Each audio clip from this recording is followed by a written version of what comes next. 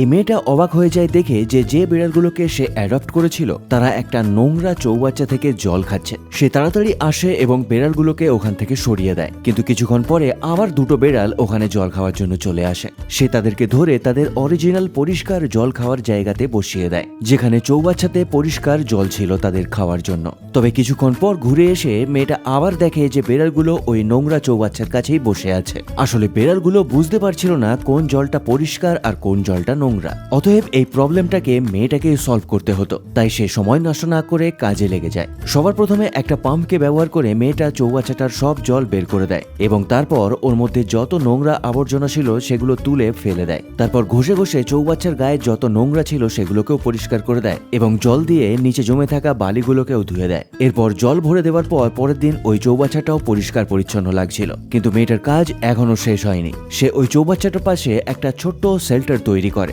যেখানে দিনের বেলা রোদের মধ্যে বিড়ালগুলো ছাওয়াতে বসে থাকতে পারত। তার সাথে মেয়েটা চৌবাচ্চার পাশে একটা ফিল্টার সিস্টেম তৈরি করে, যার জন্য চৌবাচ্চার জলকে সবসময় পরিষ্কার রাখা সম্ভব হবে। এরপর পরের দিন মেয়েটা স্বস্তি পায় এটা দেখে যে সমস্ত বিড়ালগুলো তার নতুন তৈরি করা চৌবাচ্চার কাছে খেলা করছিল।